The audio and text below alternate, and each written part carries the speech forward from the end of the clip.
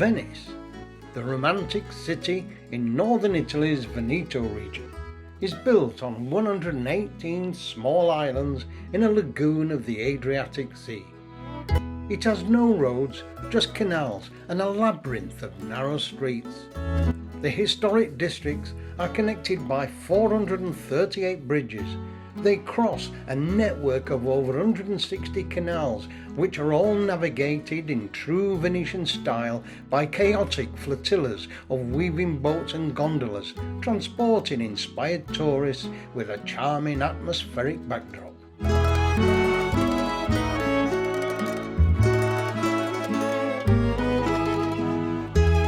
The historic centre is divided into 6 districts, or sestieri.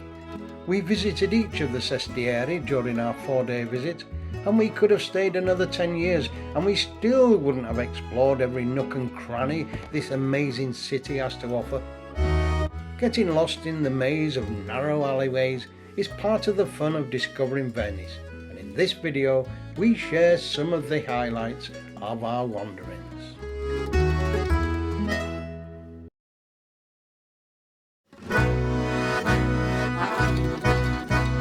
Our tour begins at the Piazzale Roma, Santa Croce, the terminus for all land transport.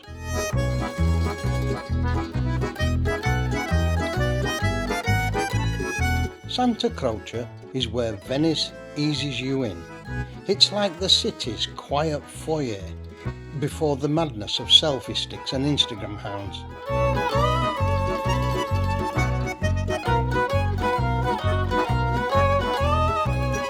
We soon ambled into San Polo and arrived at Rialto Bridge, or Ponte di Rialto.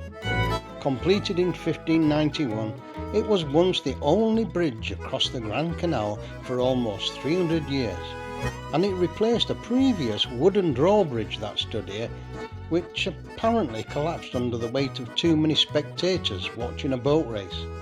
Today it holds up pretty well, despite the crowds.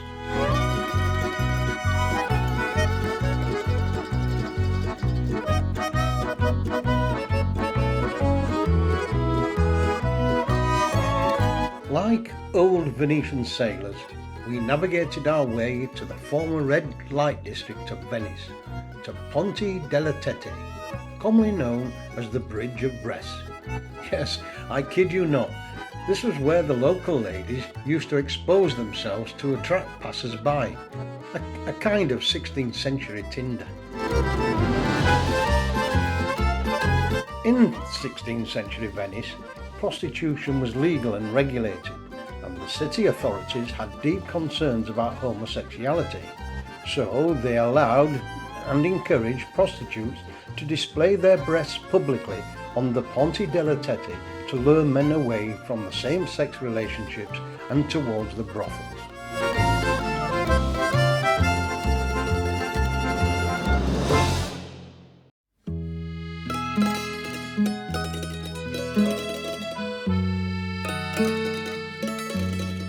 Of course, no Venice trip is complete without a walk through the Piazza San Marco, St. Mark's Square. Napoleon called it the most elegant drawing room in Europe. Here you can ascend 99 metres to the top of the Campanile for commanding views over the city skyline. And legend says Galileo used it to show off his telescope. You can also visit St. Mark's Basilica, a stunning example of Byzantine architecture, known for its golden mosaics, domes, and the horses of St. Mark. The historic rooms that surround the square once housed government offices. They now feature cafes and shops.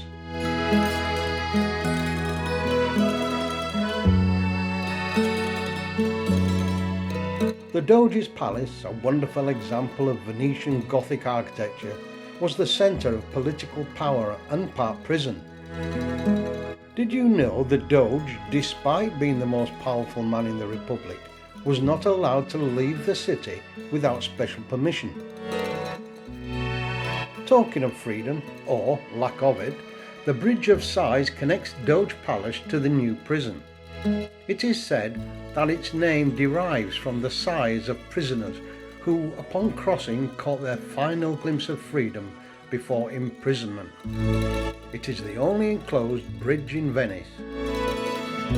Romantic legends suggest that couples who kiss while passing underneath the Bridge of Sighs in a gondola will experience eternal love. I'm not sure if the same applies to the Ponte del Teti.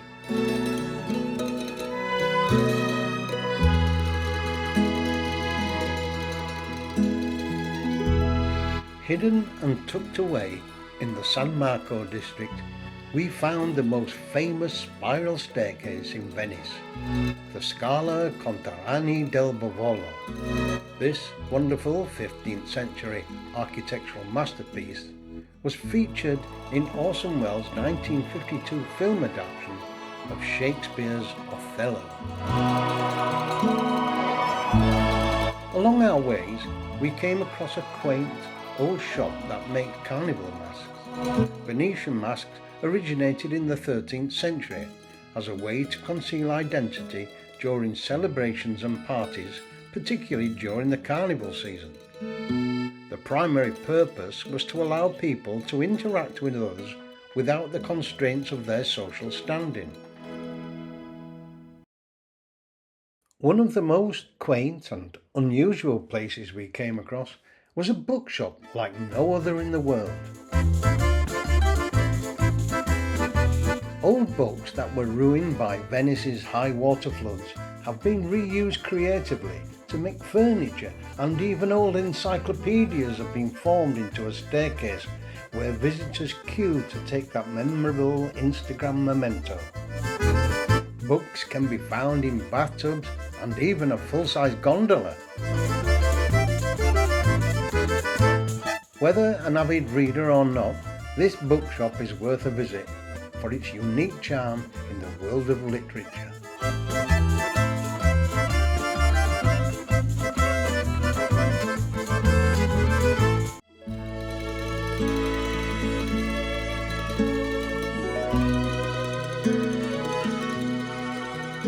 The Ponte del Accademia Bridge connects the districts of San Marco and Duro and is one of only 4 bridges that cross the Grand Canal.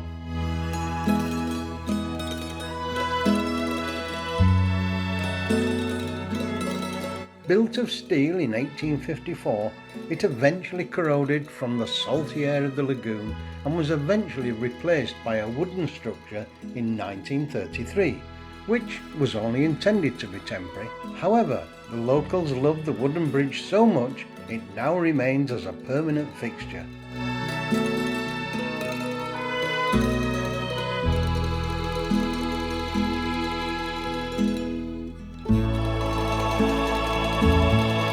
The Accademia Bridge offers some of the best views of the Grand Canal, especially at sunset, and so to linger here for a while and chill is as good a place as any.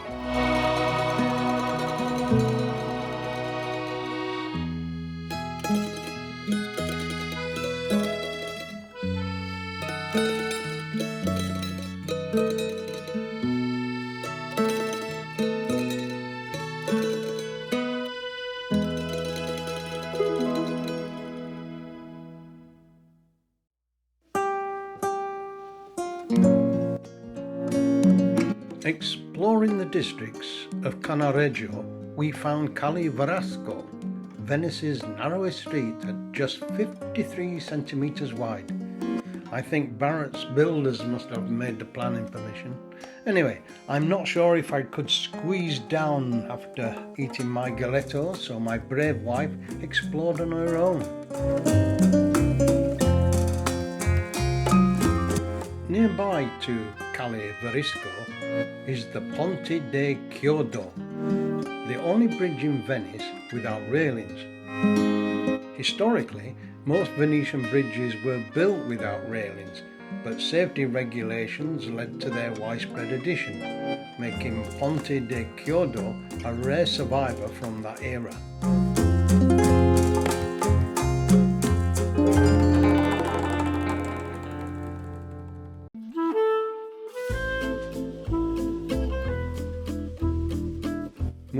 Moving on, our next bridge has an historic interest. The Ponte dei Pugni, or the Bridge of Fists. Back in the 17th century, Venice was home to two powerful rival gangs, the Castellani from eastern Venice and the Nicolotti from the west. It was a case of my sestieri is better than your sestieri, and to settle arguments the gangs would meet on the bridge for a fisticuff fight, the losing side being whoever was knocked into the canal first. After a time the fights became a public spectacle, and weapons were commonly used and people became seriously injured. Eventually in 1705 the fights were officially banned. Now in this peaceful San Barnabas canal side, a floating greengrocer sells his produce as gondolas sail by, and for film buffs the church tower exteriors were featured in the movie Indiana Jones and the Last Crusade.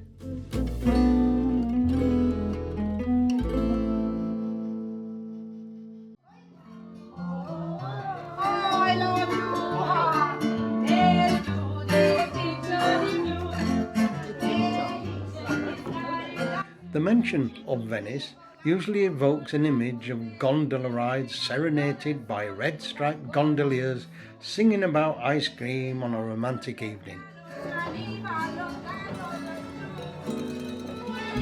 In the Dorsoduro district is found Squero di San Trovaso, one of the oldest gondola boatyards in the city. Gondolas are made from 8 different types of wood, each one handmade and perfectly lopsided so the gondolier can row with just one oar.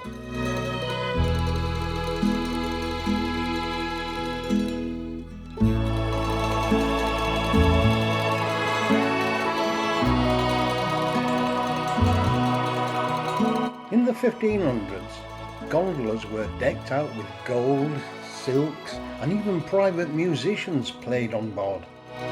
It got so out of hand that in 1562 a law was passed mandating that all gondolas be painted black, which is still the tradition today.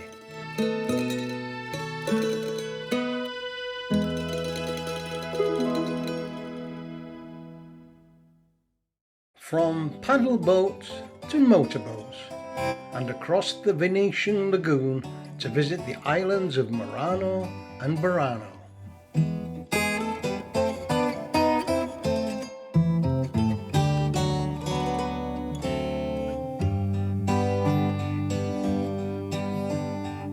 Murano is best known for its glass making, but before the 14th century, glass was manufactured within the city of Venice.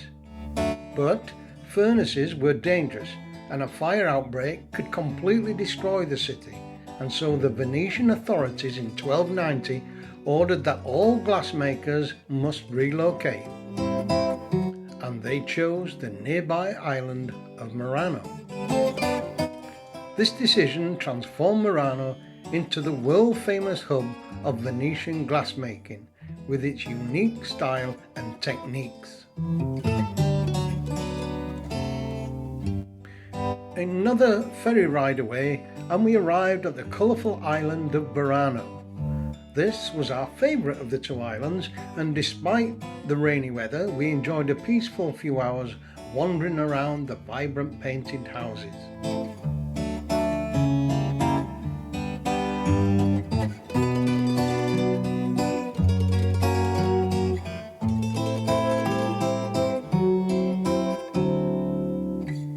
Burano's history is that of a fishing village, and the lagoon around the island is notorious for its thick fog, which can make it pretty difficult to navigate.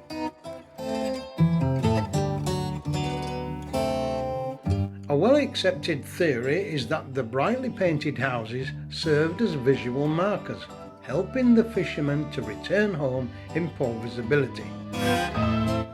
While the practical reason for the colours is rooted in fishing, the vibrant appearance of the houses has also become a major draw for tourists, making it a popular quaint attraction.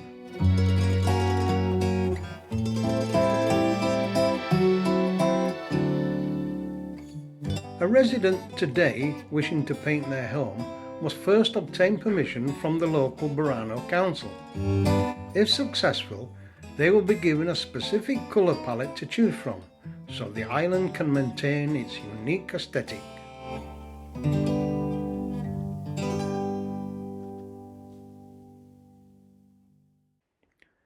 Sadly, our time in Venice came to an end. Our few days of exploring its labyrinth was an amazing journey, inspiring and romantic. Venice is not just a checklist of sights to see, it's an historical experience, and every bridge, alley, canal and island whispered its own story.